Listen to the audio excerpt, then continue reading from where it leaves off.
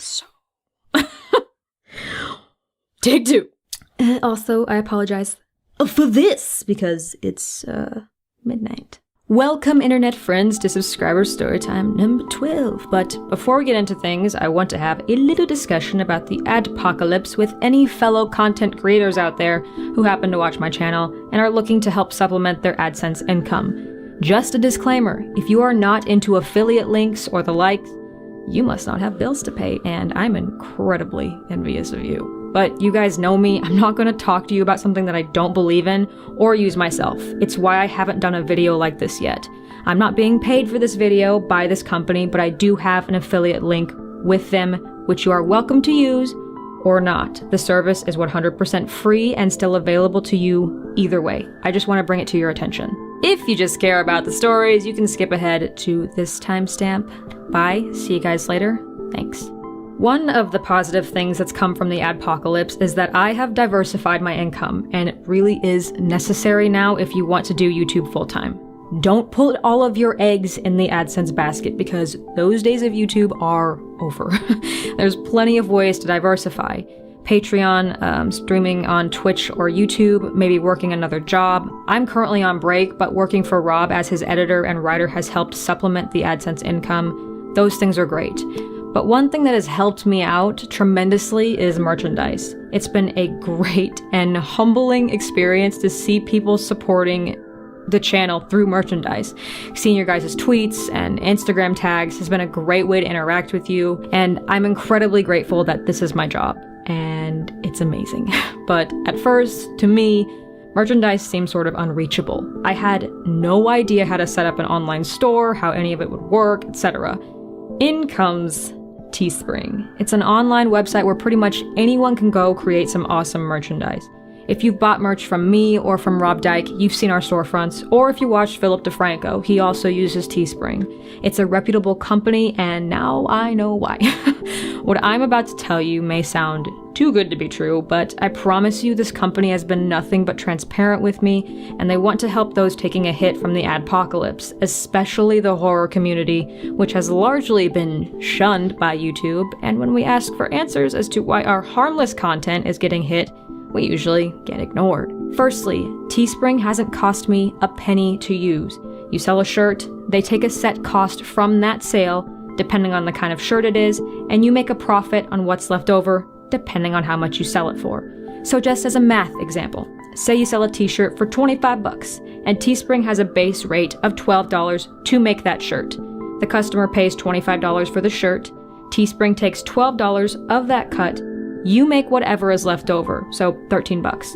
Easy peasy math right there. With my initial launch, in a shorter amount of time, I made more income than I made in an entire month with AdSense, and we're talking pre-boycott revenue.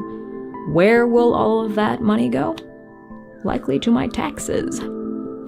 Thanks, Uncle Sam. Now, later launches haven't garnered the same rate of revenue, but that's okay. It's meant to supplement, not replace AdSense as a whole. Otherwise, you sort of end up in the same place as when you place all of your AdSense eggs in one basket. You know? AdSense eggs, it didn't make sense. Okay, moving on. Second, Teespring is hella easy to use, and that is coming from someone who has zero experience in web or graphic design or any of that. You can go in with your design, decide what kind of shirt or product you want your design to be on, choose colors, start a storefront, and start selling. Now, I highly recommend you read through their facts and training center sections if you're unsure where to start with the process, and make sure you're not breaking any copyright rules or anything, but it's fairly simple. If you aren't gifted in design, like me, not gifted in design at all, you can reach out to subscribers, ask for fan art, see if anyone's willing to help out, or commission someone for a design. In the long run, reaching out is usually worth it. Third, Teespring has been completely transparent with me, and they've been lovely to work with when I've had questions, and they genuinely want to make horror YouTubers specifically aware that they see the value in our content, and that Teespring is a viable option to supplement income. The reason they came to me is because of a referral program that they're starting, and it basically works like this. I am given a referral link. If you guys sign up for an account on Teespring, which is, again, 100% free to use, through my referral link, you can set up a store, make some designs, and start selling merchandise. For every sale you make, Teespring takes 50 cents out of their own profit margin, not yours. You lose no money through this, and they credit me the 50 cents for sending you their way. They cap my earnings at $2,500 per person that signs up. Again, that comes out of their profit margin, not yours. You'd have to sell a ton of units for me to get anywhere near that cap, so I think they're being incredibly generous with that as well. If you're interested in doing that, my referral link is in the description below. Now, am I here to beg you, please, beg you, to use my link? No. If you want to help me out, you can. If not, you can sign up on Teespring without using my link, if you're really that determined. It's not a big deal, no hard feelings. We're totally très cool, okay? But whether you use the link or not, Teespring has been so easy and convenient and a great way to diversify income. They're a company that I truly believe wants to help YouTubers, and since there seems to be no end in sight for the adpocalypse, support means the world, especially for horror creators right now. So if you're interested, link is down in the description, or you can just go and sign up on their website without using the link. Whatever you guys want to do, just want to make you aware of the service so that it's available to you. That's my spiel. Thanks for listening. On to the stories. We have 6 of them today, and I hope you guys all sit back, turn on the lights, and enjoy.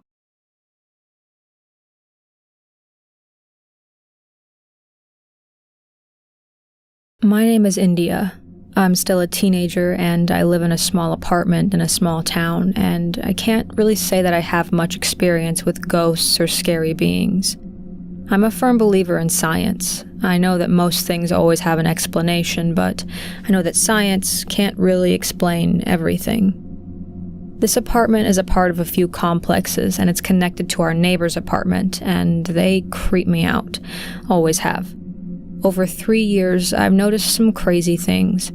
Usually it's a noise here and there that I can't explain, or a shadow moves out of the corner of my eye.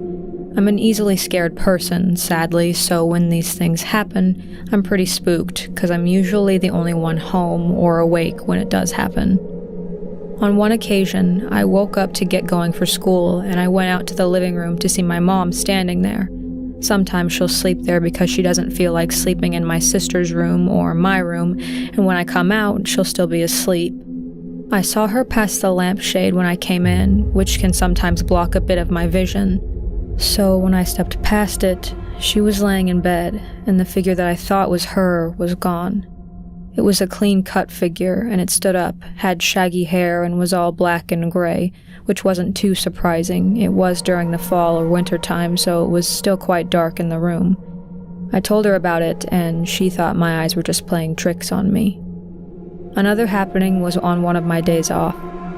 I headed to the kitchen to get something to drink, and in order to do that, I had to pass my mother, who was asleep on the couch that night. After walking past her, I stopped for some reason. I don't know if it was because I stepped on something, but I remember looking back and listening to the silence. A second passed. Then my mother burst out to the most demonic-sounding laugh I've ever heard. It terrified me. She just laughed for a moment and then went silent. I don't know which is worse, her laugh or the fact that she had no memory of doing so. Now, the tarot card incident. This was only a few months ago, maybe back in February or March. I've always been fascinated with tarot cards. I've always wanted mine read, and I've always wanted to use them, learn about them. But when I brought them up with my mother, she told me not to use or mess with them, but refused to explain why. Clearly, when someone says not to do something, it's the first thing I want to do. So I took my sister's cards and looked up how to use them on the internet. Once I was confident in how it worked, I went about shuffling and dealing them out. I'm not really sure what cards I got, but the first 2, my past and present, from what I knew, were both right on the dot. Let me quickly explain my room. At the time, my bed was in the middle of the room. I was in the middle, facing my TV with my window to the left and my door to the far right. I can see out of my window, and my door is quite thin, so I can hear a lot of things from outside of it. Now, on the last tarot card, when I turned it over, I heard a noise at my door. A quick 3 taps that sounded like 3 nails consecutively tapping my door, one after the other, like something my sister would normally do. At that second, a car drove past, and I looked over to it quickly, only to see a black hearse driving past very slowly. Never once has it drove past the house before, nor have I seen it afterwards. I'm feeling sick to my stomach at this point, not because of the hearse or the cards or even the noise. I just get this horrid sense of dread in my stomach. At the time, I was the only one home. Now, like I said, I believe in science and still do, but tarot cards freak me out still. I only did the 2 readings for myself before putting them back, and science can't explain what's happening in this apartment, nor can it explain those cards.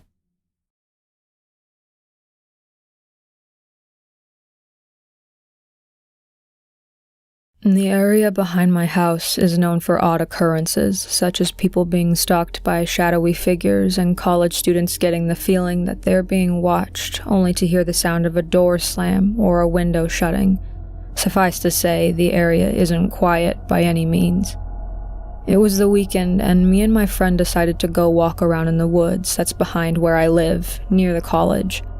After around 20 to 30 minutes of being out there and being stupid, I started to feel that something just wasn't right. Mind you, it wasn't anything my friend was doing, and the forest around us looked normal as always, but something about the atmosphere became suddenly tense and uncomfortable. My friend noticed this as well, and he quieted down and looked at his surroundings. We looked at each other for a minute before deciding, without words, that we felt it was time to go. As we made our way out of the forest, the air became stuffier, and I felt more and more uncomfortable, before suddenly everything became quiet. And I mean, I couldn't hear a noise for miles. No birds chirping, no water trickling, nothing. Then, from somewhere behind us came a whistle. It was both quiet yet ear-piercing at the same time, and with it came a huge gust of wind. This lit a fire underneath me and my friend, and we ran at speeds we never knew we could until we reached my backyard, the both of us collapsing on the grass, panting heavily. Neither of us understand where exactly the noise came from, nor do we understand what happened to the sound around us before the wind blew. What we do understand is that we've both experienced something terrifying, and that day was the last we would spend in those woods.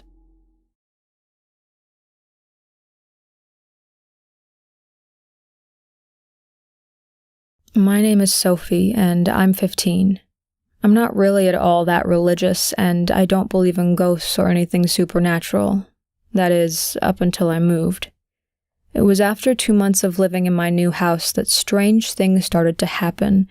For example, I'd be sitting in my room reading a book when my attic door would start to jiggle, as if it was trying to open. Luckily, my bed was in the way, so it couldn't open, and it still hasn't to this day. It scared me to no end, and happened at least once a day. My house was your typical dollhouse near a forest. In my house we have 3 stories, and my room and my brother's are on the 3rd floor. An attic door connects our rooms together, and when we moved in, we used to crawl from one side to the other, being the goofs that we are. So when the door shaking first happened, I thought it was just my brother, so I laughed it off and called out his name. He was all the way downstairs on the 1st floor, so there was no possible way he could have tried to open my attic door, crawled back out, and gone down 2 flights of stairs within mere moments. This confused me, as I was a skeptic at this point, so I just told myself it was the wind, even though I knew it wasn't.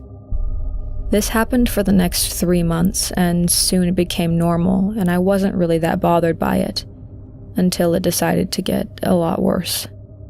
Things in my room started to disappear and reappear, but sadly, that was only the start. One night, when I was about to fall asleep, I felt somebody or something put its arms, or whatever it was, around me. It was cold, and chills went down my spine, and I couldn't move, speak, scream, or cry out for help. But I kept myself as composed as I could, but that only lasted until it started to whisper my name into my ear. Sophie, Sophie, so. On and on. It didn't stop, not until I could move again. I screamed loud and clear, and my brother came running in, followed by my parents. I told them what happened through my sobs and cries of distress, and once they calmed me down, they told me it was just a really bad dream, and I was so confused, I believed them, until it happened again. But this time, it wasn't just saying my name.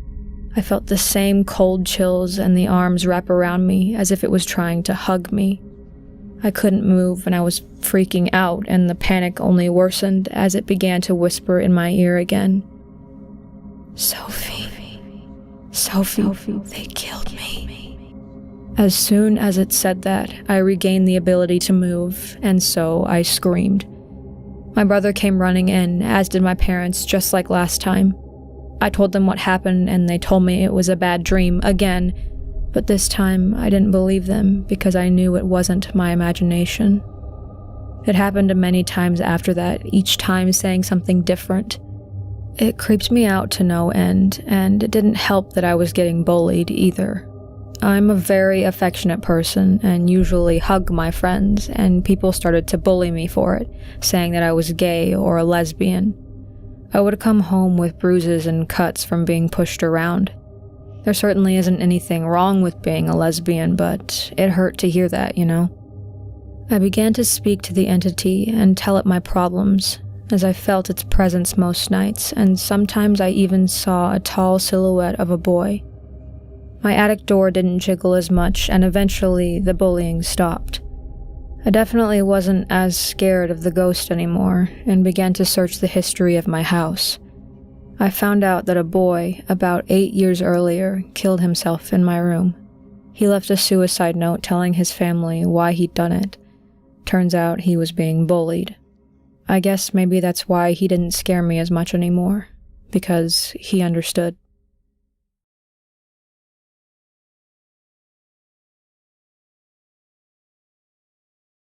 A couple of years ago, I moved into a house in northern Helsinki.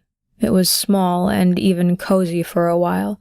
However, soon after, I started to notice some creepy stuff going on. I would sit in the living room with my back facing the wall, and I would feel knocks on my back, like someone was knocking from the other side of the wall. It wasn't possible, though, because the other side of the wall was a bathroom, and no one was there. I ignored it for a long time before it got worse. I would lie in bed looking at the roof when I would hear walking and talking in the walls, like people living inside of them. I didn't sleep for hours because of this. I was scared I was going to get killed. Because I was already moved in, I didn't want to leave yet. The house wasn't very cheap either. In my living room, I had a huge window that I never covered because it faced a back wall of another house. One night, I walked past the window, and right when I walked past, I heard a huge bang on the glass, though when I looked, nothing was there. I took classes at this time, and I couldn't focus on school, and my health was getting worse, not to mention the house was making me crazy. A friend told me to move out, and I eventually did.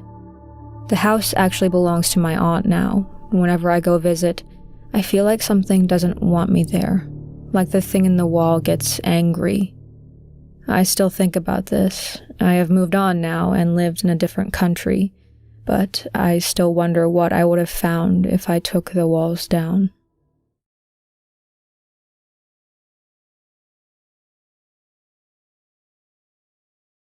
I grew up on the oldest street in my town. My neighborhood used to be coal mines, so the houses were where the miners and their families all used to live. I have always been more of a tomboy, and in the summer I practically lived in the woods behind my house. Anytime I had a friend over, we would spend hours exploring the trails or trying to build forts. I loved being in those woods, but I was never in there alone. That is, until one day when my dog got out and I went looking for her. I knew the woods like the back of my hand since it was practically my second home, so I just followed the trails calling out for my dog. I was walking along one trail when, in the very far distance, I saw what looked to be one of those old, big wagons with a dog that looked nothing like mine on it. I immediately got an uneasy feeling and turned around and sprinted back home. I told my best friend, Allie, who lived a couple of houses down the street from me, what happened, and we decided to look online for the history of our neighborhood. One website I stumbled upon had pictures from when the coal mines were still running. I was looking through them, and I'm being 100% honest when I say there was a picture of the dog and wagon I saw in the woods. I never really had any scary incidents at my house, but Allie's house is a completely different story. Next to her house, slightly in the woods, was the remnants of a smaller house that caught on fire and burned completely to the ground. I don't know if it was the residual energy from that house or because our neighborhood was so old, but her house always just gave off a very creepy feeling when you were inside. The first experience we had was when we were both in middle school. Allie had a creepy old shed with one window in her backyard. It was around nighttime and we were doing something in her backyard when I looked at the shed and saw the face of an old man in the window. I thought it was my eyes playing tricks on me, but when we went back inside, I mentioned what I saw, and Allie said something along the lines of, "You saw that too?" Neither of us saw or heard anything in our house for years, but then, all of a sudden, things started getting really weird. Now, I don't remember the exact order of these events, but I know that they all happened within the same year or two. Allie had a dog who didn't need to be on a leash to go outside. She and I were in the kitchen, and she let her dog out to go to the bathroom. When I noticed the dog was standing at the door again, I went to open it to let her back in. But right as I got to the door, it flew open, let her in, then slammed shut. Allie and I just kind of looked at each other and went to the living room instead. Maybe a month or so later, us and Allie's dogs were the only ones home, and we were all in the living room watching TV. Allie's room was on the second floor next to the room directly above the living room. She'd recently gotten a new computer monitor, so she had her old giant heavy one on her chair in her room.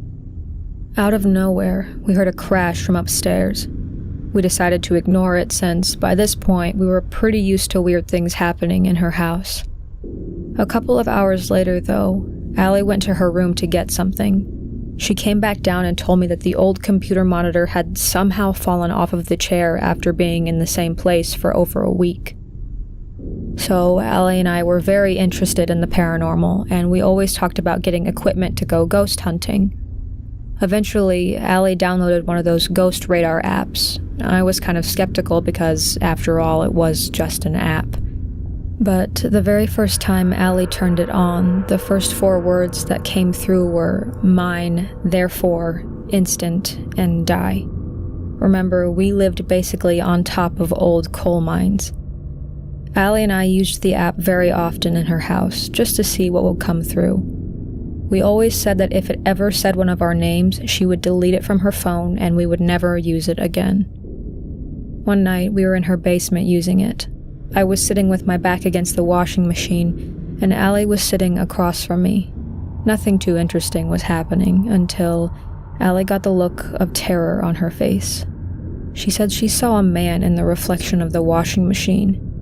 Just as she was finished telling me this, the ghost radar said her name. We both just looked at each other and sprinted upstairs. After a couple of weeks, we decided to try using the app again. This time, we were in that burned-down house next to hers. It's kind of difficult to explain where I was standing, but basically, the basement of the house was still there, and I was standing on what used to be the ground floor with the edge of the basement behind me. Me, being the cocky, stupid teenager I was, decided to challenge whatever was there. I said, "If you're so tough, throw something at us." Not a second later, I heard the sound of something hitting the basement wall behind and under me. Allie was in front of me, so I know it wasn't her who made the noise. I tried to figure out what made the noise, so I threw a little rock at the wall. It made pretty much no sound. I picked up a piece of coal, remnants of the mines that are scattered all over the neighborhood, and threw it at the wall. It made the exact same sound I had heard before. Nothing else too interesting has happened at her house after that, except you can occasionally hear footsteps upstairs or around the house.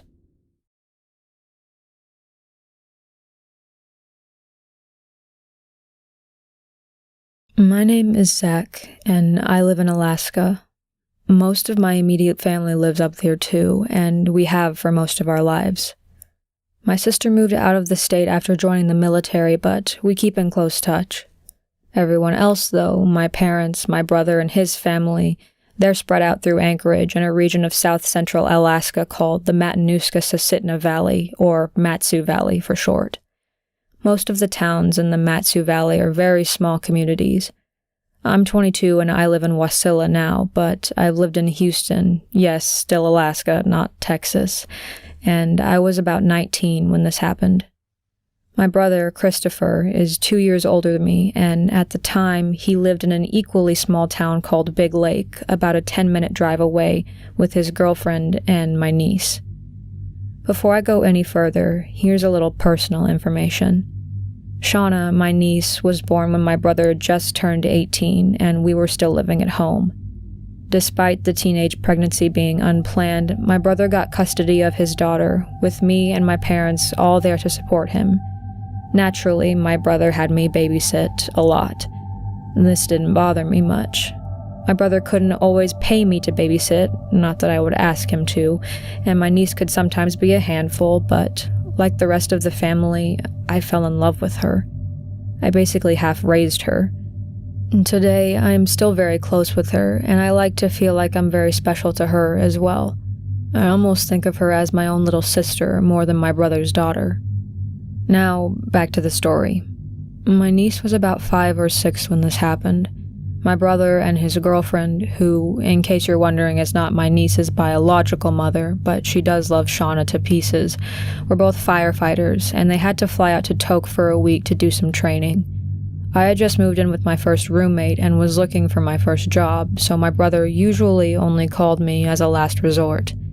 I guess his original babysitter canceled on him at the last minute, because 2 days before the trip, his ringtone was blaring from my phone at 6 a.m. He asked me to come and stay at his sub-level Big Lake apartment for the week. Basically, all I had to do was make sure Shauna got breakfast and dinner, while also seeing that she got on the bus to school each morning and got home safely each afternoon.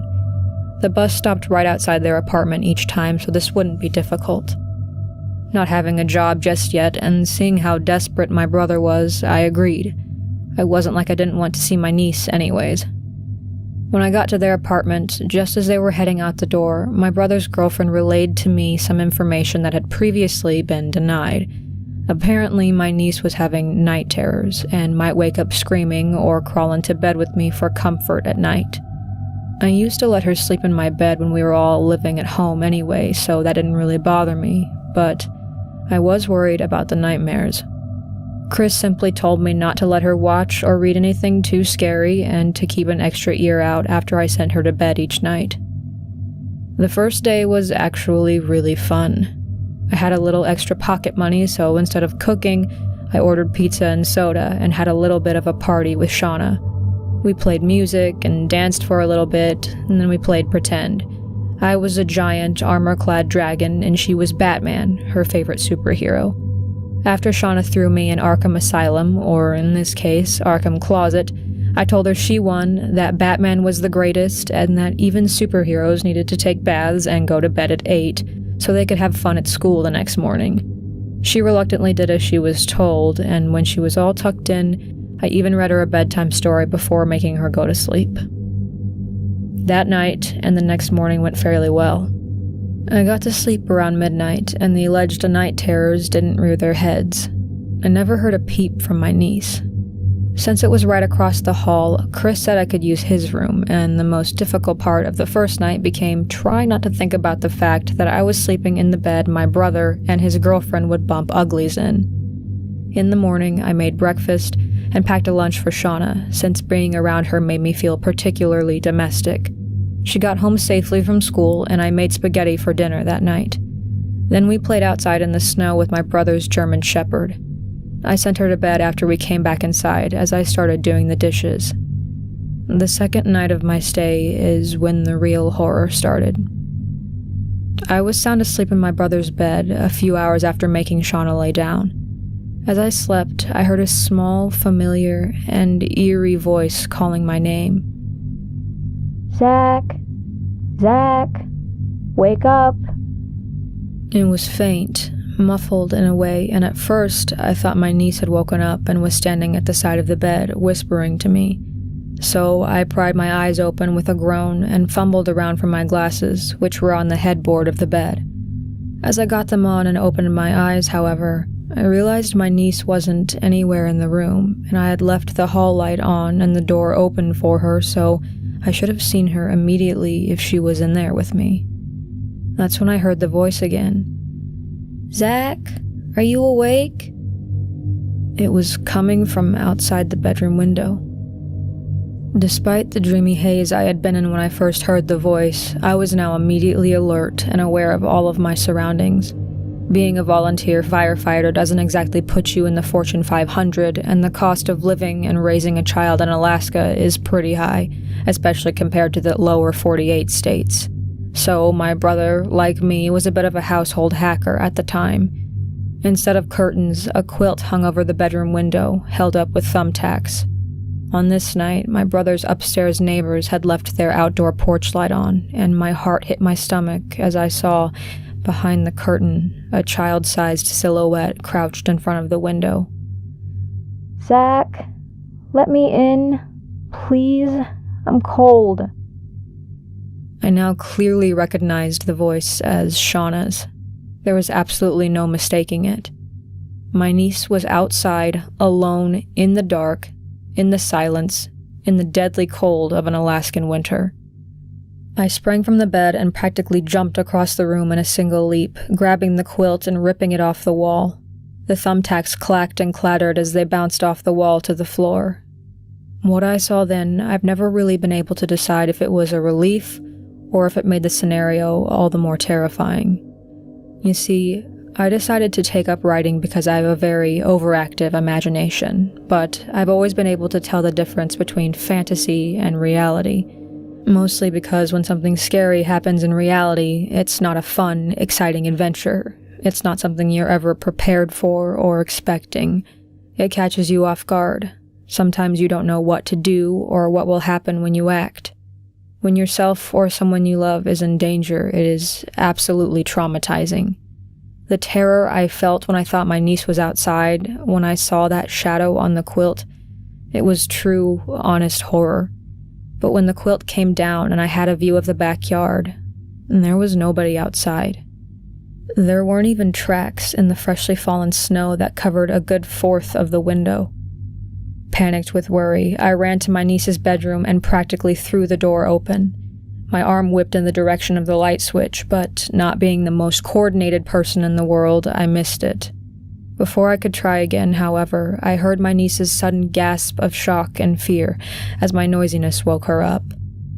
I quickly moved to the side to let the hallway light shine over my shoulder, and I saw her sitting awake in bed, staring at me in horrified confusion. Realizing that she was safe, I went to her side and asked if she was feeling all right. She told me that she'd had a nightmare. I tried to calm down, immediately adopting what I hoped was a reassuring tone as I asked if she wanted to tell me about it. She said no, but asked if she could sleep in my brother's room with me. Feeling like having her close to me would make me more comfortable after what I just witnessed anyway, I told her of course, and I brought her into bed with me.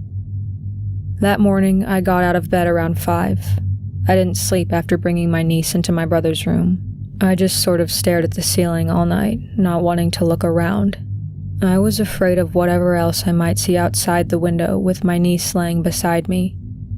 After tacking the quilt back up over the window, I made my niece a pretty basic breakfast and woke her up around 7. The bus would be there around 8, so this gave us a chance to talk. I tried to get her to tell me about her dream the night before and the nightmares she was having before that, but she was very tight-lipped. I didn't want to pressure her, so I changed the subject matter to something Batman-related. When the bus came around, I waved her off to school and tried to keep myself busy by cleaning my brother's apartment and taking his dog for a very long walk. Of course, I made sure I was back at the apartment in time to pick up my niece from the bus. That night was quieter than usual.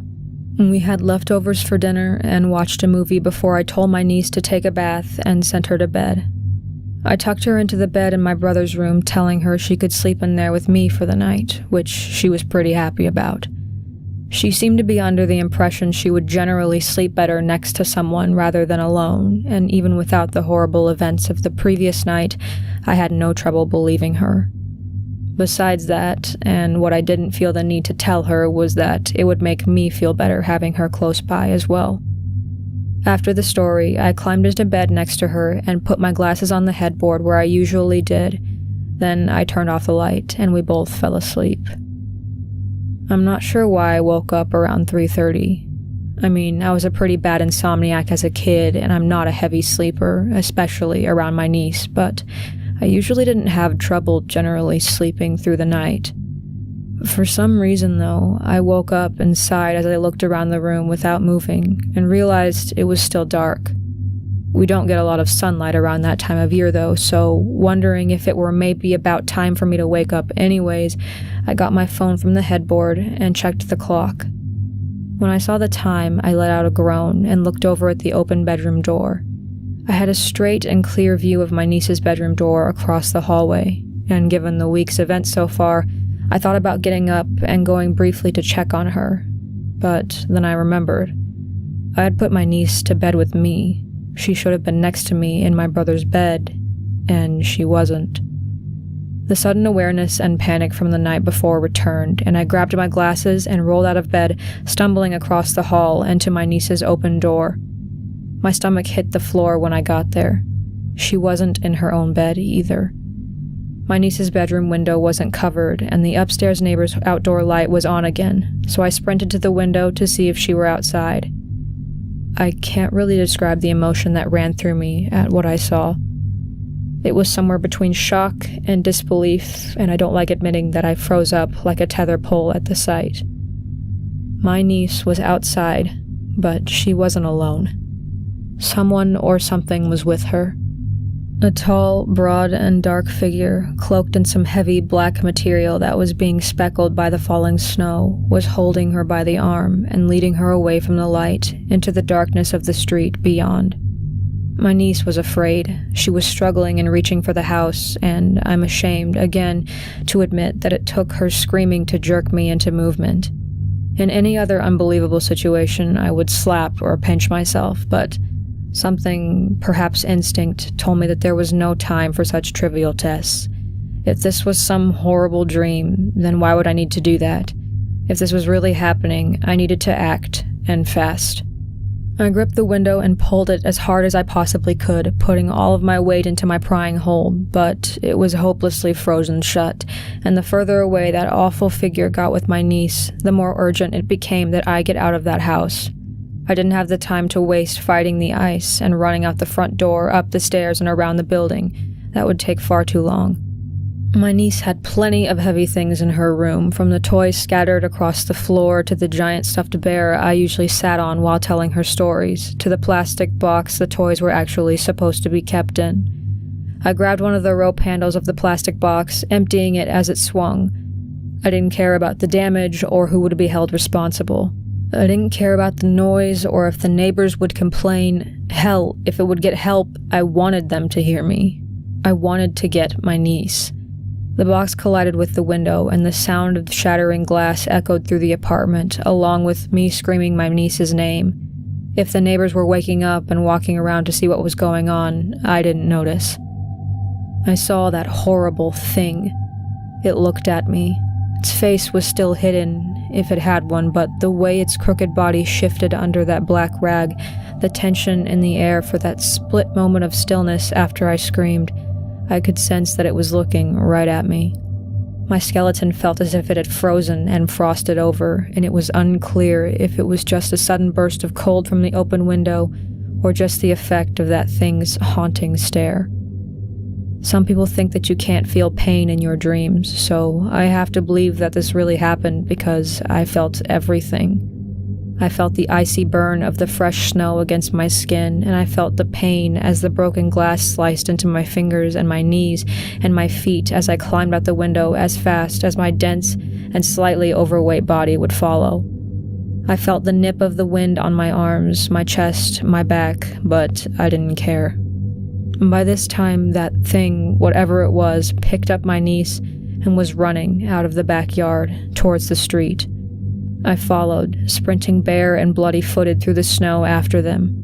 My phone was still in my pocket, where I had shoved it as I rolled from bed earlier, and somewhere in the back of my mind, logic told me to get out my phone and call my brother or the police, but my forwardmost thought was about getting my niece back. As cheesy as it sounds, my heart told me that getting to my niece had to come first.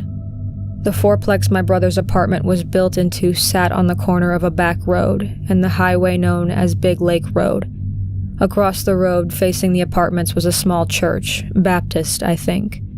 Across the highway, located on the lake, was a spacious children's playground known as Fish Creek. That was where I followed the thing holding my niece. I screamed as I ran, not really saying anything, just screamed, and I'm not entirely sure why. Maybe I was just so full of righteous anger, of determination, of fear that I just couldn't keep it all in. I ran without hesitance across Big Lake Road in chase, and I was nearly blinded by the lights of a massive GMC truck that almost flattened me. I had to jump and roll through the snow to get out of the way in time. I felt the gravel and packed ice under the snow shred my right arm and shoulder, and the snow that clung to my body was nothing short of bracing, but I forced myself to ignore the pain and cold, along with the angry cursing of the driver that almost hit me before screeching to a halt on the road. The thing had already gained at least 15 feet on me, and if I didn't get up now and keep running, it would get away. That was not happening. As I wove through the open fence post, I saw the thing duck to the left and run up onto the pavilion dock. My spirits rose as I continued to sprint after it. Up there, it would be cornered. The only way off of it was either through me or the frozen lake and icy bubbly creek. Nothing would be dumb enough to jump off of that, right? Yet, as I reached the top of the dock, my stomach turned, making me want to puke. My niece and that thing were nowhere to be seen. I circled the dock, looking out from every corner. I screamed my niece's name at the top of my lungs several times before I saw it. There was a massive hole in the ice over the lake. The snow around it turned to slush as it was soaked by the water. I don't know what I was thinking. I sure as hell wasn't thinking about what would obviously happen to a 6-year-old child under the ice. That was too frightening. There was no time to turn back, to call anyone, to do anything else. My body just moved on its own, and before I could make another, more rational decision, I leapt off the dock into the frozen water of Fish Creek. And once again, I felt everything. I didn't hit the hole directly. I was a couple feet off. My body slammed into the thick ice. I could feel my skin getting crushed under the impact. I felt several bones in my arm, at least a couple in my leg, and I think even a couple of ribs snap. The pain was sudden, intense, and horrible, but not nearly as agonizing as the water. When the ice broke and I sank into that freezing water, it felt like I was being stabbed by a million needles. I couldn't move my arms or legs or even my jaw. My mouth was open and water flooded my lungs. If I didn't know better, I'd say I felt each of my teeth cracking and splitting. I choked and coughed as the innermost parts of my torso felt like I had swallowed a running belt sander, and I couldn't even open my eyes. I thought I would hear the bubbling of ice shards moving around my head, and I hoped that I would hear my niece kicking and screaming, begging for help so I could find her, but all I heard was the most ear-splitting ringing noise I could ever imagine. It was like a siren in my head. When I was a kid, I was raised Christian, and I learned that if you're bad, you go to hell and spend an eternity in everlasting fire. To me, though, at this moment, ice and water were far more synonymous with hell than fire. Fire was a distant memory, a luxury I had just abandoned, something I would give anything for. I don't know how much time went by to this day, maybe seconds, maybe minutes. All I know is that a point came soon where I didn't feel anything. I didn't see anything. My body was numb and my mind was blank. Then, as if through the morning fog of a hangover, I heard my niece's voice. "Zach! Zach! Wake up! I'm hungry!" I slowly swirled my arms and legs around as if trying to swim, but my senses were slowly returning. I wasn't surrounded by water. I was surrounded by the jersey sheets and comforter of my brother's bed. The alarm on my phone was blaring. I bolted up in the bed as soon as I had full control of my muscles and pawed around for my phone, attacking the buttons to turn off the alarm before I fished up my glasses and slid them on. Then I examined my body. The wounds from the chase were gone, not even scars, like they had never happened. Confused and still terrified, I jumped out of bed and ran to my niece's room, only to find her window completely intact, about half buried under a wall of fresh snow. My niece, looking worried about my jumpiness and confusion, followed me across the hall and asked me what was wrong. When I looked down at her, she stared back for a moment or two before smiling and wrapping her arms around my waist in a hug. "Good morning, Zach." Good morning." I wheezed out the greeting before dropping down to my knees and hugging her back tightly. She whined playfully and told me I was crushing her bones, but I didn't let go just yet. I was so overwhelmed just by the knowledge that she was inside and safe, by the warmth after the horrible sensation of falling through that ice that I just stayed there. My eyes were watering a bit when I finally did let her go, so I wiped them on my arm before trying to distract her from my crying by asking what she wanted for breakfast. Like any kid, she announced that she wanted ice cream, and I was still just so happy that I told her ice cream sounded like an awesome breakfast. We waited for the bus together, as usual, and when it came around the corner and hissed to a stop, she looked at me and smiled. "Thank you, Zach." When I asked her what she was thanking me for, the bus door squeaked open. She let go of my hand, took a couple steps forward, stopping right in front of the door before she turned back and looked me straight in the eyes. "For chasing that monster away." My niece turned and embarked the bus as my jaw dropped, completely and totally slack. When she came home at the end of the day, she wouldn't talk about what she had said that morning. She either avoided the question or pretended not to remember.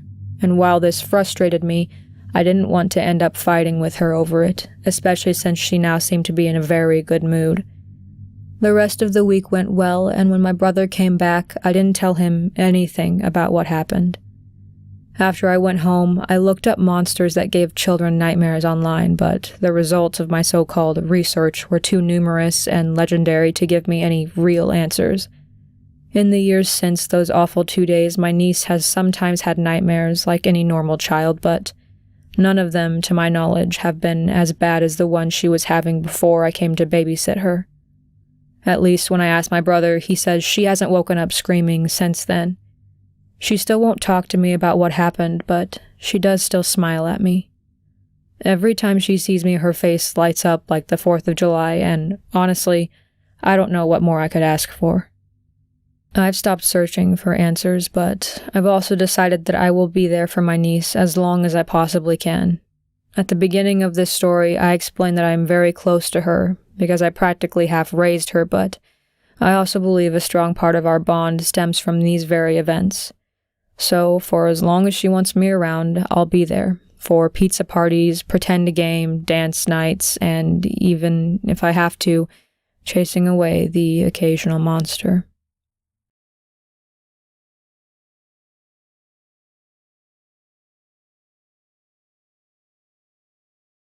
Special thanks to the Patreon family. The names you see on screen are just some of the people who financially contribute to this channel, whether they're passionate about dark matters and true crime cases, or the other dark content on this channel like these stories. Their support cannot be overstated.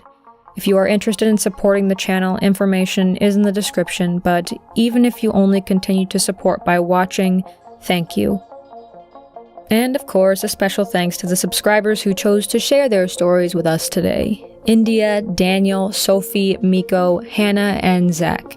If you've had a personal terrifying encounter you've had, it can be paranormal or not, please feel free to send it to subscriberstorytime@gmail.com, and your experience might end up in the next subscriber storytime.